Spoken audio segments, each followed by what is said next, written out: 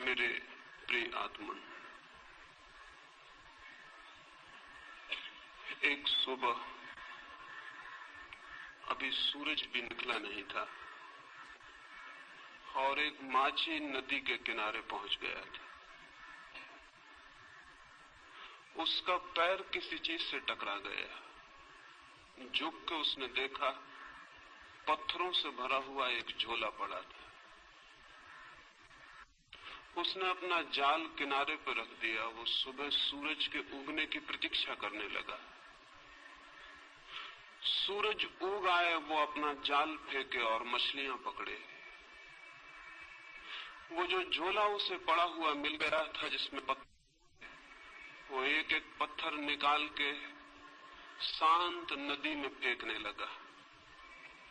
सुबह के सन्नाटे में उन पत्थरों की गिरने की छपाक की आवाज सुनता, फिर दूसरा पत्थर फेंकता। धीरे धीरे सुबह का सूरज निकला, रोशनी हुई। तब तक उसने झोले के सारे पत्थर फेंक दिए थे, सिर्फ एक पत्थर उसके हाथ में रह गया। सूरज की रोशनी में देखते से ही जैसे उसके हृदय की धड़कन बंद हो गई, सांस रुक गई। उसने जिन्हें पत्थर समझ के फेंक दिया था वे हीरे जवाहरात थे, लेकिन अब तो अंतिम हाथ में बचा था टुकड़ा और वो पूरे झोले को फेंक चुका था। और रोने लगा, चिल्लाने लगा। इतनी संपदा उसे मिल गई थी कि अनंत जन्मों के लिए काफी थी, लेकिन अंधेरे में अनजान अपरिचित उसने उस सारी संपदा को पत्थर समझ के फेंक दिया था। लेकिन फिर भी वो मछुआ सौभाग्यशाली था, क्योंकि अंतिम पत्थर फेंकने के पहले सूरज निकल आया था और उसे दिखाई पड़ गया था कि उसके हाथ में हीरा है। साधारणतः सभी लोग इतने सौभाग्यशाली नहीं होते। जिंदगी बीत जाती है, सूरज नहीं निकलता, सुबह नहीं होती, रोशनी नहीं आती और सारे जीवन के हीरे हम पत्थर समझ के फेंक चुके होते। जीवन एक बड़ी संपदा है, लेकिन आदमी सिवाय उसे फेंकने और गंवाने के कुछ भी नहीं करता है। जीवन क्या है ये भी पता नहीं चल पाता और हम उसे फेंक देते। जीवन में क्या छिपा था, कौन से राज, कौन सा रहस्य, कौन सा स्वर्ग, कौन सा आनंद, कौन सी मुक्ति, उस सब का कोई भी अनुभव नहीं हो पाता और जीवन हमारे हाथ से रिक्त हो जाता है। इन आने वाले 3 दिनों में जीवन की संपदा पर ही थोड़ी सी बातें मुझे कहनी। लेकिन जो लोग जीवन की संपदा को पत्थर मानकर बैठ गए हैं, वे कभी आंख खोलकर देख पाएंगे कि जिन्हें उन्होंने पत्थर समझा है वे हीरे माणिक हैं। ये बहुत कठिन है। और जिन लोगों ने जीवन को पत्थर मान के फेंकने में ही समय गंवा दिया है, अगर आज उनसे कोई कहने जाए कि जिन्हें तुम पत्थर समझ के फेंक रहे थे वहां हीरे मोती भी थे, तो वे नाराज होंगे, क्रोध से भर जाएंगे। इसलिए नहीं कि जो बात कही गई वो गलत है, बल्कि इसलिए कि ये बात इस बात का स्मरण दिलाती है कि उन्होंने बहुत सी संपदा फेंक दी। लेकिन चाहे हमने कितनी ही संपदा फेंक दी हो, अगर एक क्षण भी जीवन का शेष है तो फिर भी हम कुछ बचा सकते हैं और कुछ जान सकते हैं और कुछ पा सकते हैं। जीवन की खोज में कभी भी इतनी देर नहीं होती कि कोई आदमी निराश होने का कारण पाए। लेकिन हमने ये मान ही लिया है अंधेरे में, अज्ञान में, कि जीवन में कुछ भी नहीं है सिवाय पत्थरों के। जो लोग ऐसा मान के बैठ गए हैं उन्होंने खोज के पहले ही हार स्वीकार कर ली। मैं इस हार के संबंध में, इस निराशा के संबंध में, इस मान ली गई पराजय के संबंध में सबसे पहली चेतावनी ये देना चाहता हूं कि जीवन मिट्टी और पत्थर नहीं है। जीवन में बहुत कुछ है। जीवन के मिट्टी पत्थर के बीच भी बहुत कुछ छिपा है। अगर खोजने वाली आंखें हो तो जीवन से वो सीढ़ी भी निकलती है जो परमात्मा तक पहुंचती है। इस शरीर में भी जो देखने पर हड्डी मांस और चमड़ी से ज्यादा नहीं है, वो छिपा है जिसका हड्डी मांस और चमड़ी से कोई भी संबंध नहीं। इस साधारण सी देह में भी जो आज जन्मती है, कल मर जाती है और मिट्टी हो जाती है, उसका वास है जो अमृत है, जो कभी जन्मता नहीं और कभी समाप्त भी नहीं होता है। रूप के भीतर अरूप छिपा है और दृश्य के भीतर अदृश्य का वास है, और मृत्यु के कुहासे में अमृति की ज्योति छिपी हुई है। मृत्यु के धुएं में अमृत की लौ भी छिपी हुई है, वो फ्लेम, वो ज्योति भी छिपी हुई है जिसकी कोई मृत्यु नहीं। लेकिन हम धुएं को देखकर ही वापस लौट आते हैं और ज्योति को नहीं खोज पाते। या जो लोग थोड़ी हिम्मत करते हैं वे धुएं में ही खो जाते हैं और ज्योति तक नहीं पहुंच पाते हैं। ये यात्रा कैसे हो सकती है कि हम धुएं के भीतर छिपी हुई ज्योति को जान सके, शरीर के भीतर छिपी हुई आत्मा को पहचान सके, प्रकृति के भीतर छिपे हुए परमात्मा के दर्शन कर सके? ये कैसे हो सकता है? उस संबंध में ही 3 चरणों में मुझे बात करनी। पहली बात, हमने जीवन के संबंध में ऐसे दृष्टिकोण बना लिए हैं, हमने जीवन के संबंध में ऐसी धारणाएं बना ली हैं, हमने जीवन के संबंध में ऐसा फलसफा खड़ा कर रखा है। उस दृष्टिकोण और धारणा के कारण ही जीवन के सत्य को देखने से हम वंचित रह जाते हैं। हमने मान ही लिया है कि जीवन क्या है, बिना खोजे, बिना पहचाने, बिना जिज्ञासा किए हमने जीवन के संबंध में कोई निश्चित बात ही समझ रखी। हजारों वर्षों से हमें एक ही बात मंत्र की तरह पढ़ाई जा रही है कि जीवन असार है, जीवन व्यर्थ है, जीवन दुख है। सम्मोहन की तरह हमारे प्राणों पर यह मंत्र दोहराया गया है कि जीवन व्यर्थ है, जीवन असार है, जीवन दुख है, जीवन छोड़ देने योग्य है। ये बात सुन सुन के धीरे धीरे हमारे प्राणों में पत्थर की तरह मजबूत होकर बैठ गई। इस बात के कारण जीवन असार दिखाई पड़ने लगा है, जीवन दुख दिखाई पड़ने लगा है। इस बात के कारण जीवन ने सारा आनंद, सारा प्रेम, सारा सौंदर्य खो दिया है। मनुष्य एक कुरूपता बन गया है, मनुष्य एक दुख का अड्डा बन गया है। और जब हमने ये मान ही लिया है कि जीवन व्यर्थ है, असार है, तो उसे सार्थक बनाने की सारी चेष्टा भी बंद हो गई हो तो आश्चर्य नहीं। अगर हमने ये मान ही लिया है कि जीवन एक कुरूपता है तो उसके भीतर सौंदर्य की खोज कैसे हो सकती?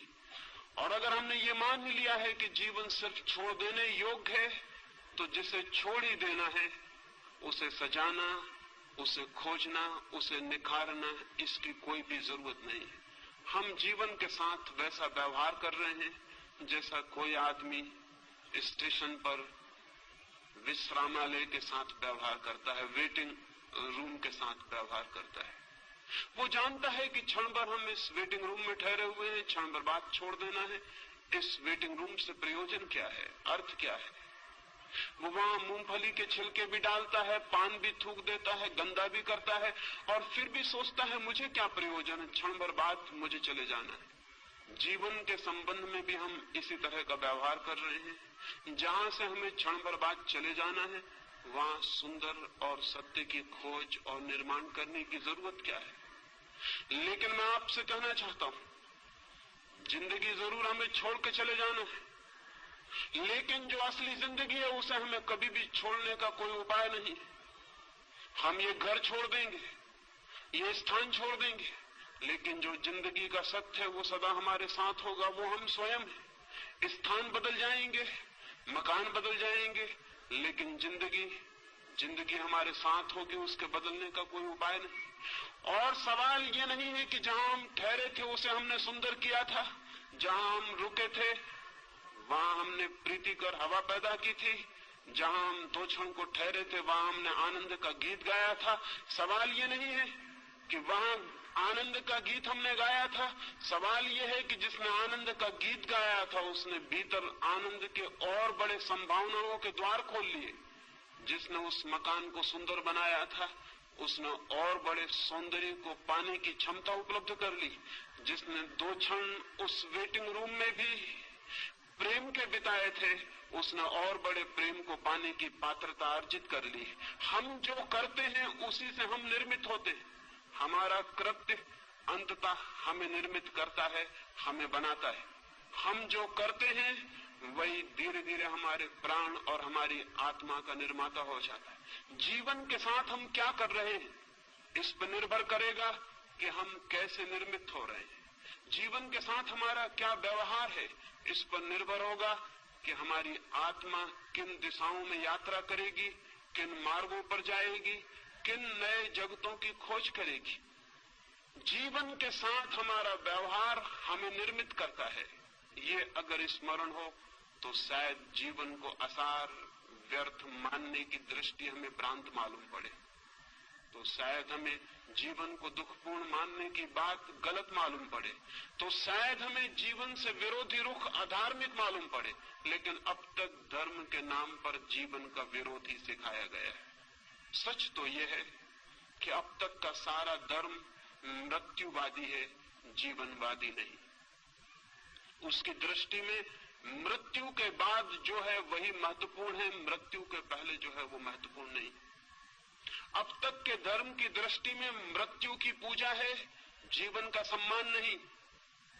जीवन के फूलों का आदर नहीं, मृत्यु के कुम्हला गए, जा चुके, मिट गए फूलों की कब्रों की प्रशंसा और श्रद्धा है। अब तक का सारा धर्म चिंतन करता है मृत्यु के बाद क्या है, स्वर्ग मोक्ष। मृत्यु के पहले क्या है उससे आज तक के धर्म को जैसे कोई संबंध नहीं रहा। और मैं आपसे कहना चाहता हूं मृत्यु के पहले जो है अगर हम उसे ही संभालने में असमर्थ हैं तो मृत्यु के बाद जो है उसे हम संभालने में कभी भी समर्थ नहीं हो सकते। मृत्यु के पहले जो है अगर वही व्यर्थ छूट जाता है तो मृत्यु के बाद कभी भी सार्थकता की कोई गुंजाइश, कोई पात्रता हम अपने में पैदा नहीं कर सकेंगे। मृत्यु की तैयारी भी इस जीवन में जो आज पास है, मौजूद है, उसके द्वारा करनी। मृत्यु के बाद भी अगर कोई लोक है तो उस लोक में हमें उसी का दर्शन होगा जो हमने जीवन में अनुभव किया है और निर्मित किया है। लेकिन जीवन को भुला देने की, जीवन को विस्मरण कर देने की बात ही अब तक कही गई। मैं आपसे कहना चाहता हूं जीवन के अतिरिक्त न कोई परमात्मा है, न हो सकता है।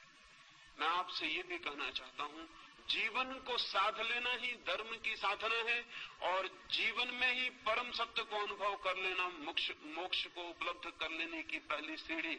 जो जीवन को ही चूक जाता है वो और सब भी चूक जाएगा, ये निश्चित है। लेकिन अब तक का रुख उल्टा रहा है। वो रुख कहता है जीवन को छोड़ो, वो रुख कहता है जीवन को त्यागो।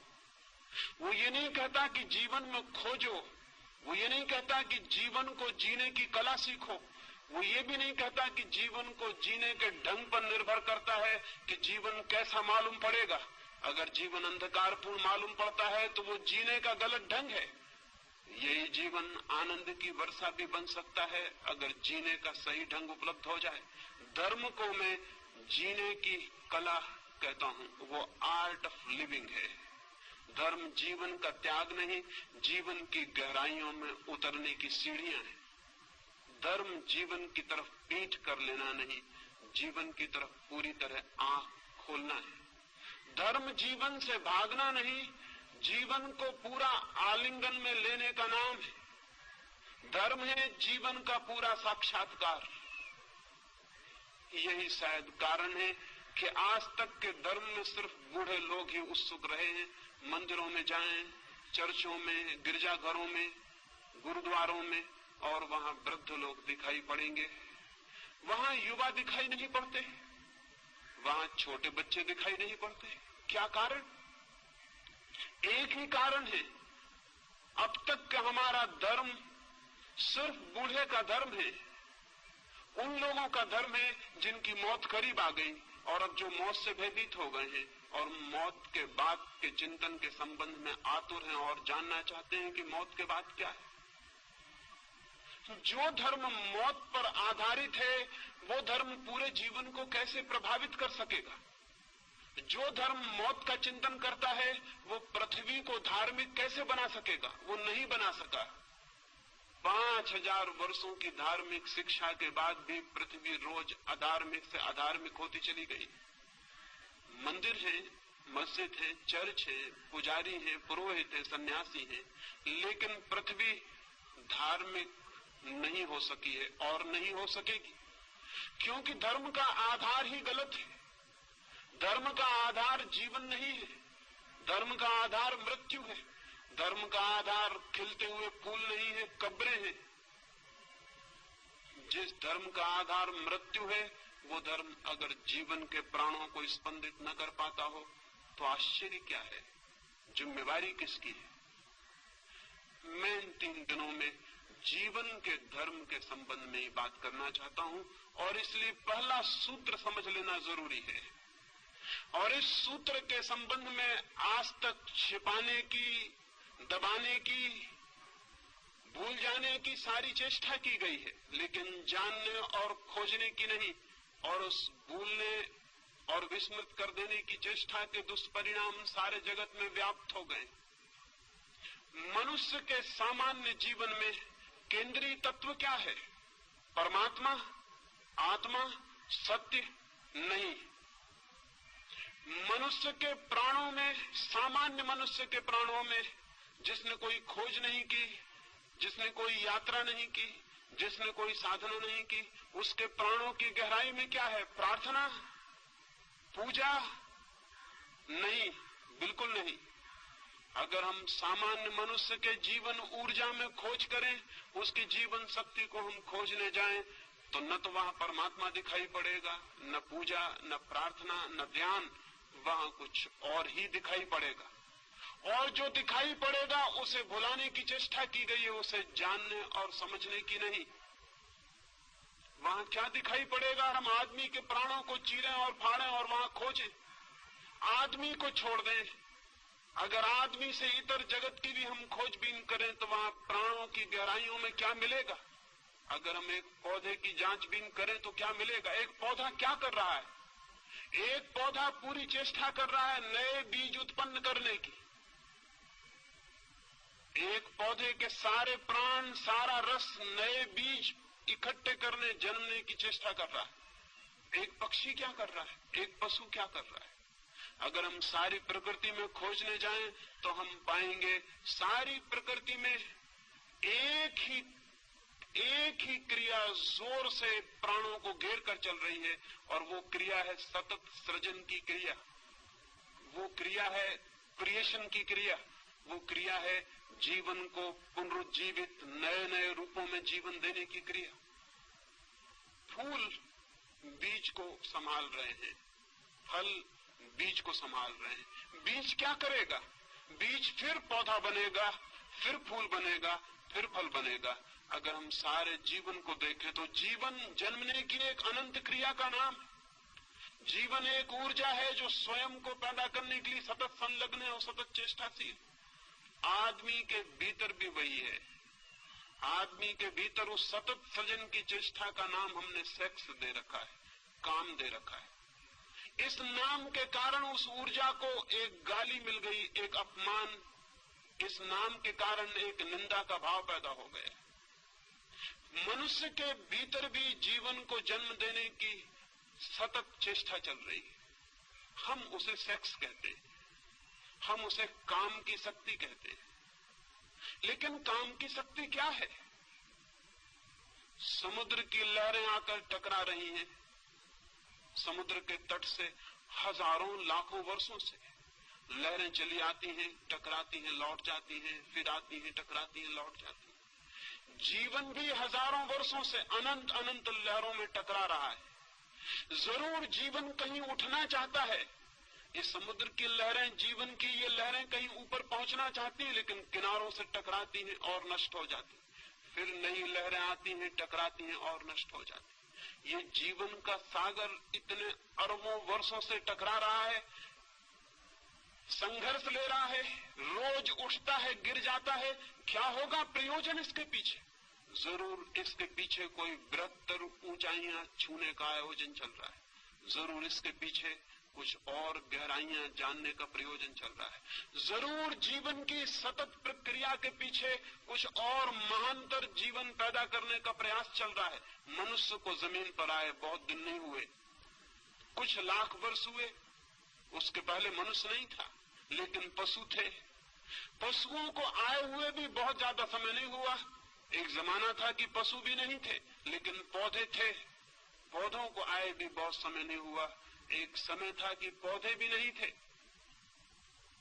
पत्थर थे, पहाड़ थे, नदियां थी, सागर था। पत्थर, पहाड़, नदियों की वो जो दुनिया थी, वो किस बात के लिए पीड़ित थी? वो पौधों को पैदा करना चाहती थी। पौधे धीरे धीरे पैदा हुए, जीवन ने एक नया रूप लिया, पृथ्वी हरियाली से भर गई, फूल खिले। लेकिन पौधे भी अपने में तृप्त नहीं थे, वे सतत जीवन को जन्म देते रहे। उनकी भी कोई चेष्टा चल रही थी। वे पशुओं को, पक्षियों को जन्म देना चाहते थे। पशु पक्षी पैदा हुए। हजारों लाखों वर्षों तक पशु पक्षियों से भरा हुआ था ये जगत, लेकिन मनुष्य का कोई पता न था। पशुओं और पक्षियों के प्राणों के भीतर निरंतर मनुष्य भी निवास कर रहा था, पैदा होने की चेष्टा कर रहा था। फिर मनुष्य पैदा हुआ। अब मनुष्य किस लिए है? मनुष्य निरंतर नए जीवन को पैदा करने के लिए आतुर है। हम उसे सेक्स कहते हैं, हम उसे काम की वासना कहते हैं, लेकिन उस वासना का मूल अर्थ क्या है? मूल अर्थ इतना है, मनुष्य अपने पर समाप्त नहीं होना चाहता, आगे भी जीवन को पैदा करना चाहता। लेकिन क्यों? क्या मनुष्य के प्राणों में मनुष्य से ऊपर किसी सुपरमैन को, किसी महामानव को पैदा करने की कोई चेष्टा चल रही? निश्चित ही चल रही है। निश्चित ही मनुष्य के प्राण इस चेष्टा में संलग्न है कि मनुष्य से श्रेष्ठतर जीवन जन्म पा सके, मनुष्य से श्रेष्ठतर प्राणी आविर्भूत हो सके। नीत्शे से लेकर अरविंद तक, पतंजलि से लेकर बर्ट्रैंड रसल तक, सारे मनुष्यों के प्राणों में एक कल्पना, एक सपने की तरह बैठी रही कि मनुष्य से बड़ा प्राणी कैसे पैदा हो सके। लेकिन मनुष्य से बड़ा प्राणी पैदा कैसे होगा? हमने तो हजारों वर्ष से इस पैदा होने की कामना को ही निंदित कर रखा है। हमने तो सेक्स को सिवाय गाली के आज तक दूसरा कोई सम्मान नहीं दिया। हम तो बात करने में भयभीत होते हैं। हमने तो सेक्स को इस भांति छिपा के रख दिया है जैसे वो है ही नहीं, जैसे उसका जीवन में कोई स्थान नहीं है। जबकि सच्चाई ये है कि उससे ज्यादा महत्वपूर्ण मनुष्य के जीवन में और कुछ भी नहीं, लेकिन उसको छिपाया है, उसको दबाया है। दबाने और छिपाने से मनुष्य सेक्स से मुक्त नहीं हो गया, बल्कि मनुष्य और भी बुरी तरह से सेक्स से ग्रसित हो गया। दमन उल्टे परिणाम लाया है। शायद आप में से किसी ने एक फ्रेंच वैज्ञानिक कुएं के एक नियम के संबंध में सुना होगा। वो नियम है लॉ ऑफ रिवर्स इफेक्ट। कुएं ने एक नियम इजाद किया है, विपरीत परिणाम का नियम। हम जो करना चाहते हैं हम इस ढंग से कर सकते हैं कि जो हम परिणाम चाहते थे उससे उल्टा परिणाम हो जाए।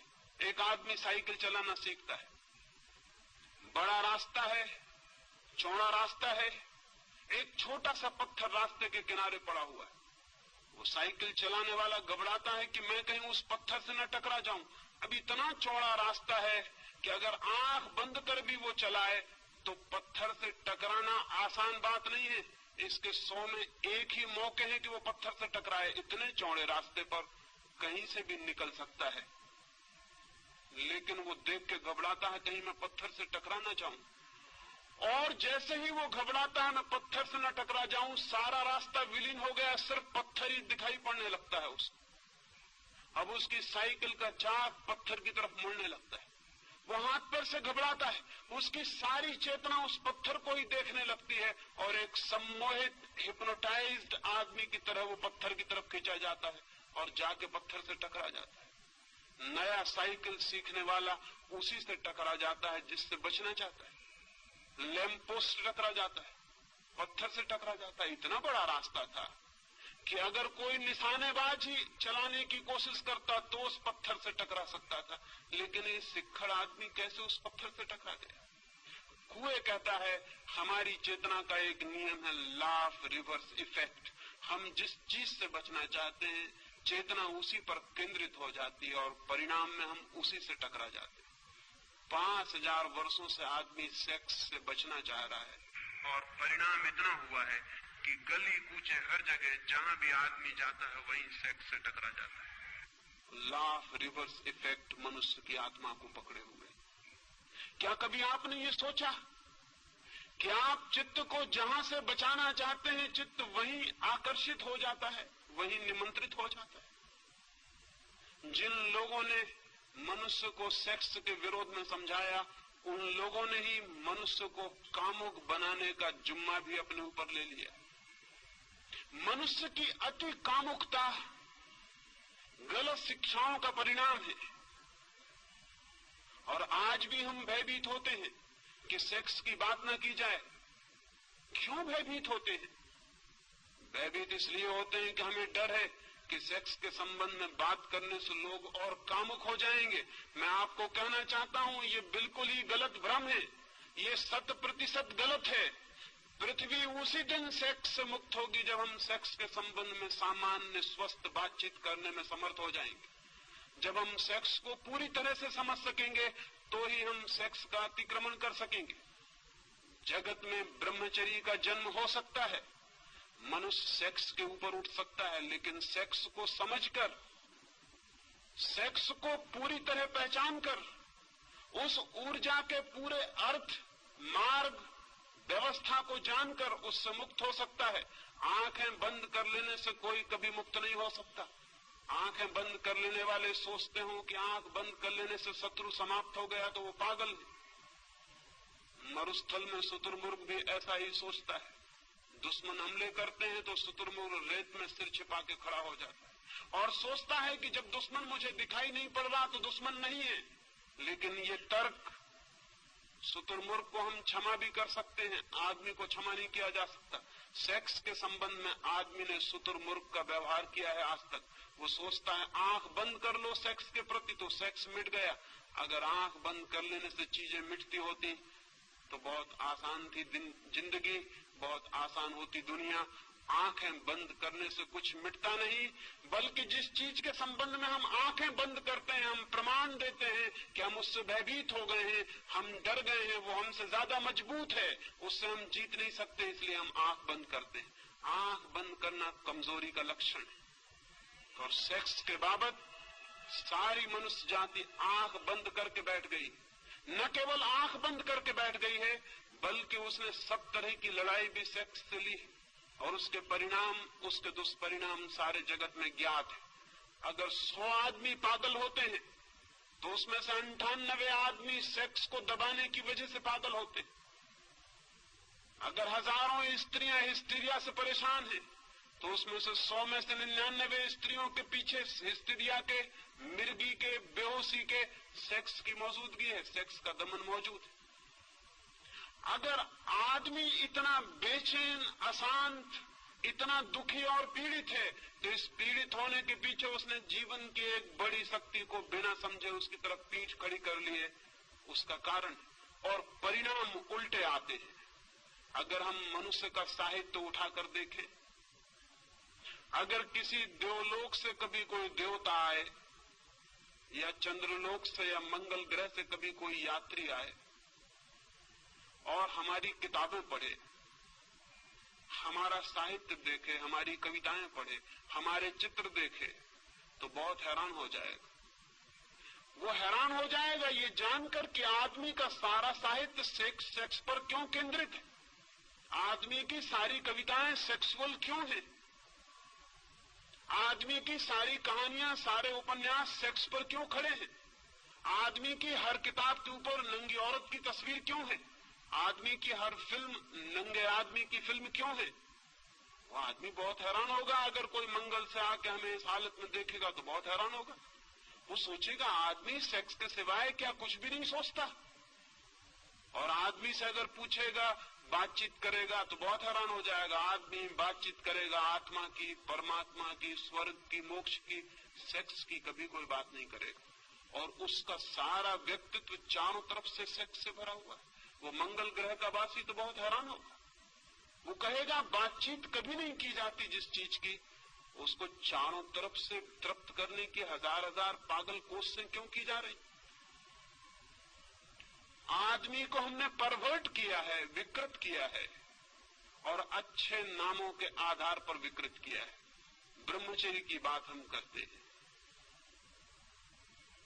लेकिन कभी इस बात की चेष्टा नहीं करते कि पहले मनुष्य की काम की ऊर्जा को समझा जाए, फिर उसे रूपांतरित करने के प्रयोग भी किए जा सकते हैं। बिना उस ऊर्जा को समझे दमन की, संयम की सारी शिक्षा मनुष्य को पागल, विक्षिप्त और रुग्ण करेगी। इस संबंध में कोई भी ध्यान नहीं। ये मनुष्य इतना रुग्ण, इतना दीनहीन कभी भी ना था, इतना विषाक्त भी ना था, इतना पॉइजनस भी ना था, इतना दुखी भी ना था।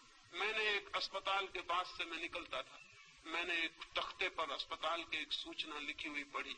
लिखा था उस तख्ते पर, एक आदमी को बिच्छू ने काटा, उसका इलाज किया गया, वो 1 दिन में ठीक होकर घर वापस चला गया है। एक दूसरे आदमी को सांप ने काटा था, उसका 3 दिन में इलाज किया गया, वो स्वस्थ होकर घर वापस लौट गया है।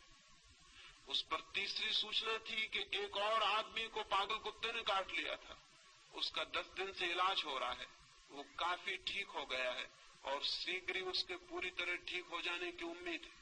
और उस पर एक चौथी सूचना भी थी कि एक आदमी को एक आदमी ने काट लिया था, उसे कई सप्ताह हो गए, वो बेहोश है और उसके ठीक होने की भी कोई उम्मीद नहीं।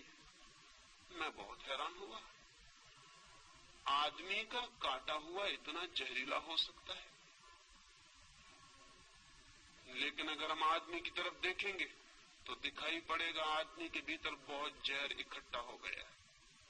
और उस जहर के इकट्ठे हो जाने का पहला सूत्र यह है कि हमने आदमी के निसर्ग को, उसकी प्रकृति को स्वीकार नहीं किया, उसकी प्रकृति को दबाने और जबरदस्ती तोड़ने की चेष्टा की। मनुष्य के भीतर जो शक्ति है, उस शक्ति को रूपांतरित करने की, ऊंचा ले जाने की, आकाशगामी बनाने का हमने कोई प्रयास नहीं किया। उस शक्ति के ऊपर हम जबरदस्ती कब्जा करके बैठ गए हैं। वो शक्ति नीचे से ज्वालामुखी की तरह उबल रही है और धक्के दे रही है। वो आदमी को किसी भी क्षण उल्टा देने की चेष्टा कर रही, और इसलिए जरा सा मौका मिल जाता है तो आपको पता है सबसे पहली बात क्या होती। अगर एक हवाई जहाज गिर पड़े तो आपको सबसे पहले उस हवाई जहाज में अगर पायलट हो और आप उसके पास जाएं, उसकी लाश के पास, तो आपको पहला प्रश्न क्या उठेगा मन में? क्या आपको ख्याल आएगा ये हिंदू है या मुसलमान? नहीं। क्या आपको ख्याल आएगा कि ये भारतीय है कि चीनी? नहीं। आपको पहला ख्याल आएगा ये आदमी है या औरत। पहला प्रश्न आपके मन में उठेगा ये स्त्री है या पुरुष। क्या आपको ख्याल है इस बात का कि ये प्रश्न क्यों सबसे पहले ख्याल में आता है? भीतर दबा हुआ सेक्स है, उस सेक्स के दमन की वजह से बाहर स्त्रियां और पुरुष अतिशय उभर कर दिखाई पड़ते। क्या आपने कभी सोचा आप किसी आदमी का नाम भूल सकते हैं, जाति भूल सकते हैं, चेहरा भूल सकते हैं? अगर मैं आपसे मिलूं या मुझे आप मिले तो मैं सब भूल सकता हूं कि आपका नाम क्या था, आपका चेहरा क्या था, आपकी जाति क्या थी, उम्र क्या थी, आप किस पद पर थे, सब भूल सकता हूं। लेकिन कभी आपको ख्याल आया आप ये भी भूल सकें कि जिससे आप मिले थे वो आदमी थी या औरत? कभी आप भूल सके इस बात को कि जिससे आप मिले थे वो पुरुष है या स्त्री? कभी पीछे ये संदेह उठा मन में कि वो स्त्री है या पुरुष? नहीं, ये बात आप कभी भी नहीं भूल सके होंगे। क्यों? लेकिन जब सारी बातें भूल जाती हैं तो ये क्यों नहीं भूलता? हमारे भीतर मन में कहीं सेक्स बहुत अतिशय होकर बैठा है, वो 24 घंटे उबल रहा है, इसलिए सब बात भूल जाती है लेकिन ये बात नहीं भूलती। हम सतत सचेष्ट हैं। ये पृथ्वी तब तक स्वस्थ नहीं हो सकेगी जब तक आदमी और स्त्रियों के बीच ये दीवार और ये फासला खड़ा हुआ है। ये पृथ्वी तब तक कभी भी शांत नहीं हो सकेगी जब तक भीतर उबलती हुई आग है और उसके ऊपर हम जबरदस्ती बैठे हुए। उस आग को रोज दबाना पड़ता है, उस आग को प्रतिक्षण दबाए रखना पड़ता है। वो आग हमको भी जला डालती है, सारा जीवन राख कर देती है, लेकिन फिर भी हम विचार करने को राजी नहीं होते ये आग क्या थी। और मैं आपसे कहता हूं, अगर हम इस आग को समझ लें तो ये आग दुश्मन नहीं है, दोस्त है। अगर हम इस आग को समझ लें तो ये हमें जलाएगी नहीं, हमारे घर को गर्म भी कर सकती है सर्दियों में, और हमारी रोटियां भी पका सकती है, और हमारी जिंदगी के लिए सहयोगी और मित्र भी हो सकती है। लाखों साल तक आकाश में बिजली चमकती थी, कभी किसी के ऊपर गिरती थी और जान ले लेती थी। कभी किसी ने सोचा भी ना था कि एक दिन घर में पंखा चलाएगी ये बिजली, कभी ये रोशनी करेगी अंधेरे में, ये किसी ने सोचा नहीं था। आज वही बिजली हमारी साथी हो गई। क्यों?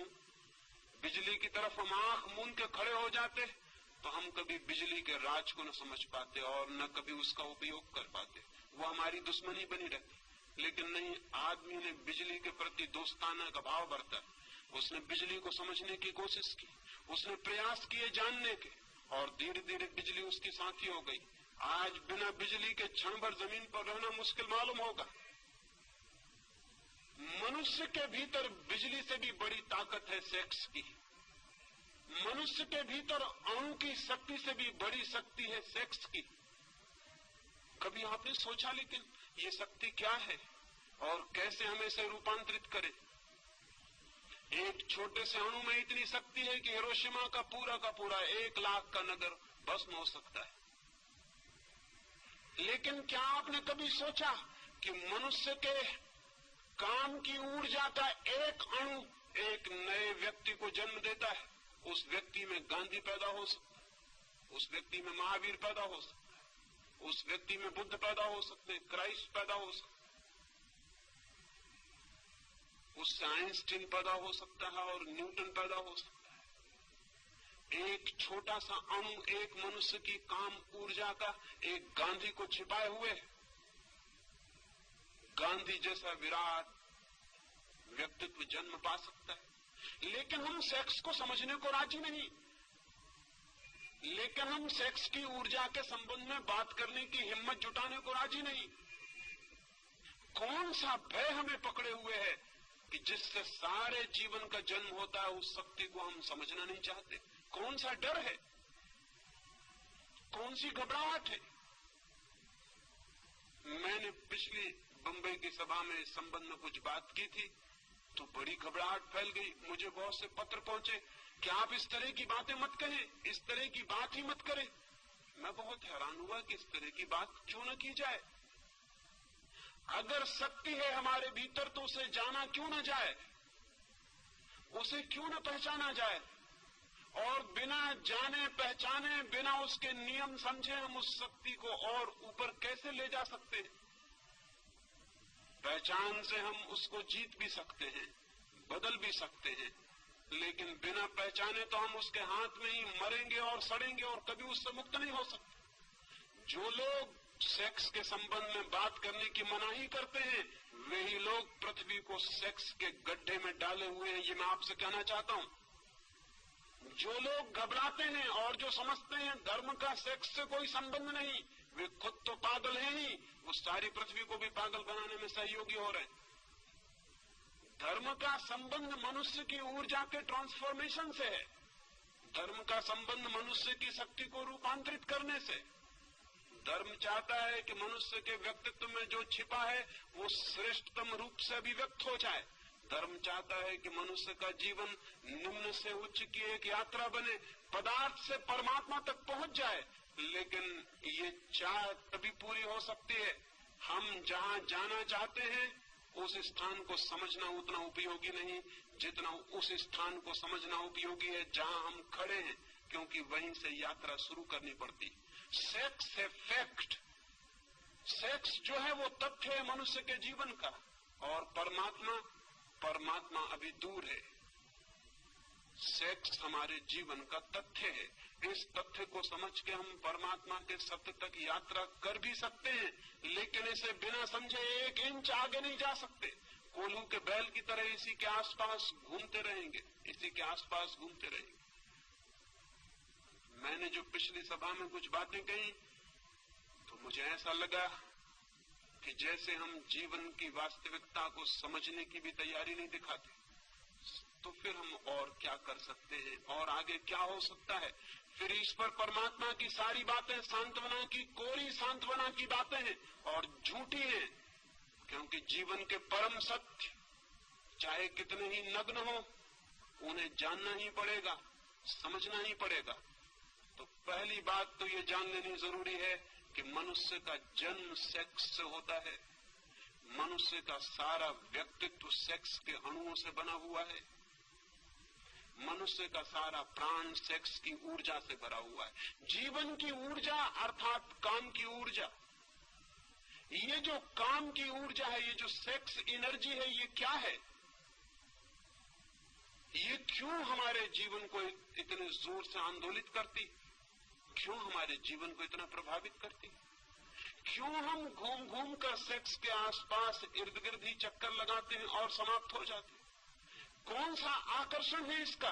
हजारों साल से ऋषि मुनि इंकार कर रहे हैं, लेकिन आदमी प्रभावित नहीं हुआ मालूम पड़ता है। हजारों साल से वे कह रहे हैं कि मुख मोड़ लो इससे, दूर हट जाओ इससे, सेक्स की कल्पना और कामना छोड़ दो, चित्त से निकाल डालो ये सारे सपने। लेकिन आदमी के चित्त से ये सपने निकले नहीं, निकल भी नहीं सकते हैं इस भांति। बल्कि मैं तो इतना हैरान हुआ हूं, इतना हैरान हुआ हूं, मैं वैश्याओं से भी मिला हूं, लेकिन वैश्याओं ने मुझसे सेक्स की बात नहीं की, उन्होंने आत्मा परमात्मा के संबंध में पूछताछ की। और मैं साधु सन्यासियों से भी मिलता हूं, वे जब भी अकेले में मिलते हैं तो सिवाय सेक्स के और किसी बात के संबंध में पूछताछ नहीं करते। मैं बहुत हैरान हुआ, मैं हैरान हुआ हूं इस बात को जानकर कि साधु सन्यासियों को जो निरंतर इसके विरोध में बोल रहे हैं, वे खुद भी चित्त के तल पर वहीं गिरसित हैं, वहीं परेशान हैं। तो जनता में आत्मा परमात्मा की बात करते हैं, लेकिन भीतर उनके भी समस्या वही होगी भी, स्वाभाविक है, क्योंकि हमने उस समस्या को समझने की भी चेष्टा नहीं की है।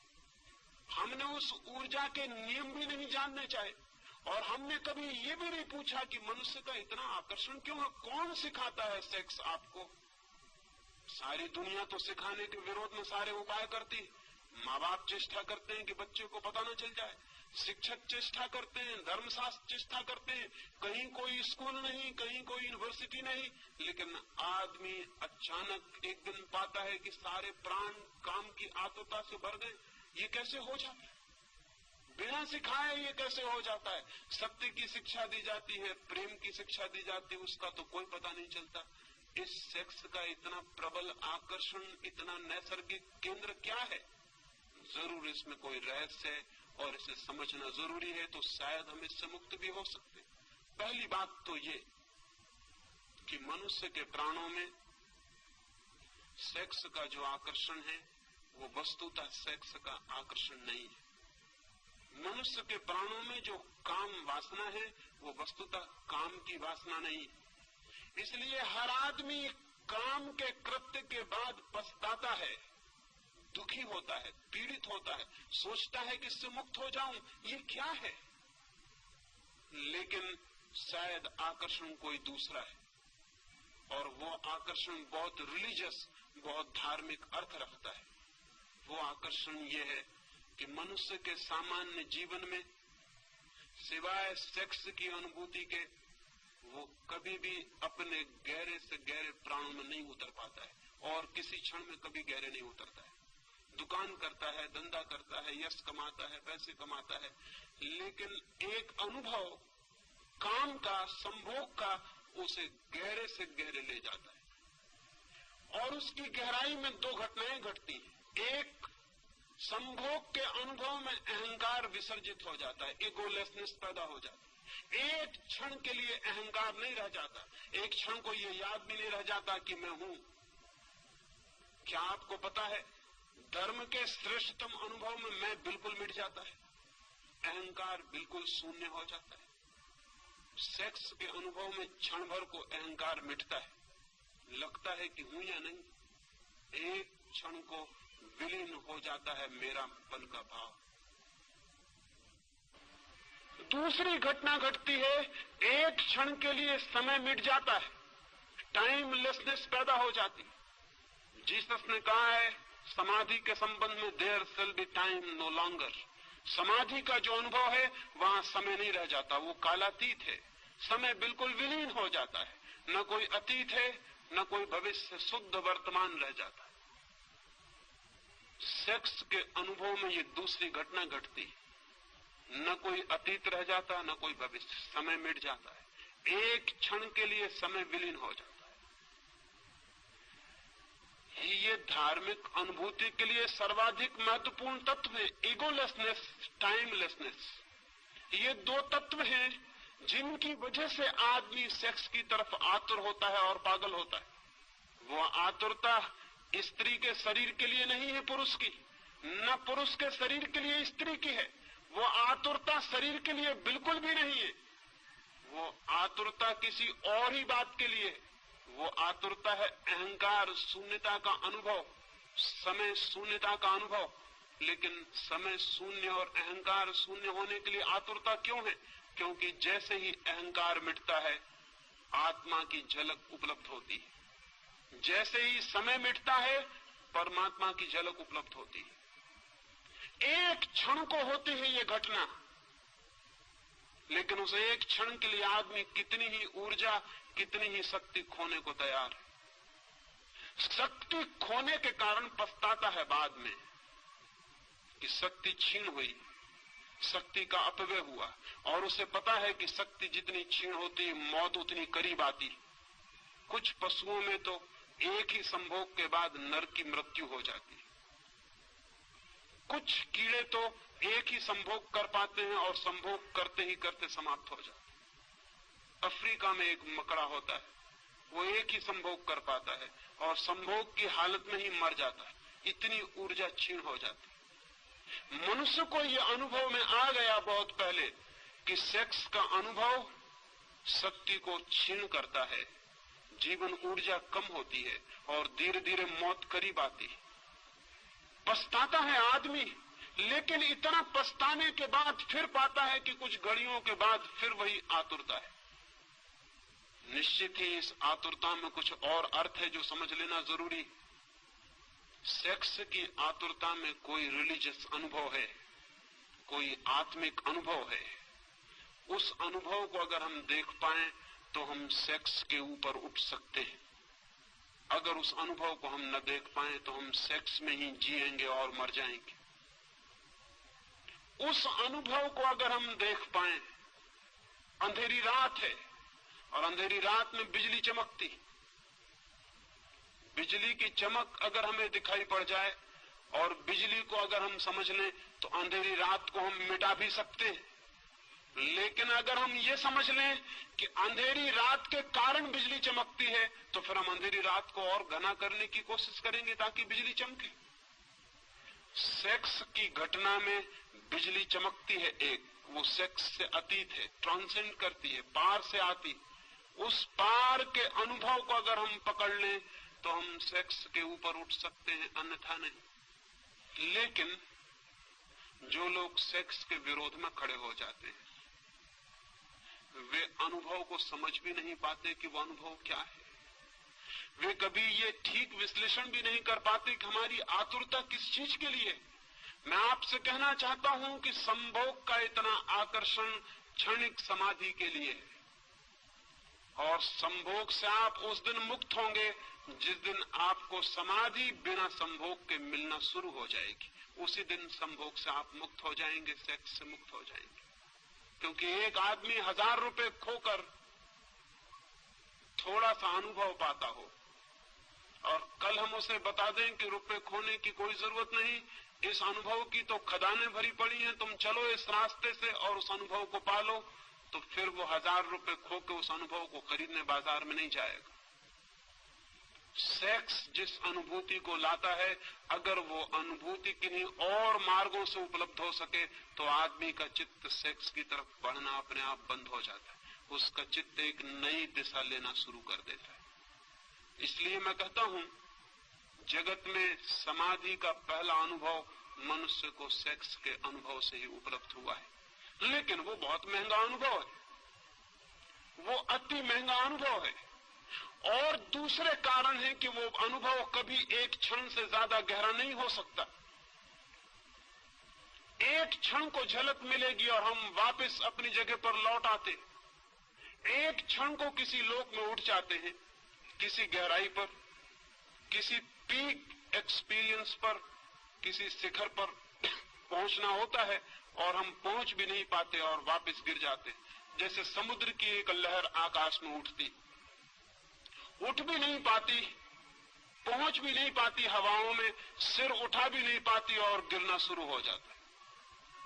ठीक हमारा सेक्स का अनुभव, बार बार शक्ति को इकट्ठा करके हम उठने की चेष्टा करते हैं किसी गहरी जगत में, किसी ऊंचे जगत में। एक क्षण को हम उठ भी नहीं पाते और सब लहर बिखर जाती है, हम वापस अपनी जगह खड़े हो जाते हैं और उतनी शक्ति और ऊर्जा को गंवा देते हैं। लेकिन अगर सागर की लहर बर्फ का पत्थर बन जाए, जम जाए और बर्फ हो जाए, तो फिर उसे नीचे गिरने की कोई जरूरत नहीं। आदमी का चित्त जब तक सेक्स की तरलता में बहता है, तब तक वापस उठता है, गिरता है, उठता है, गिरता है।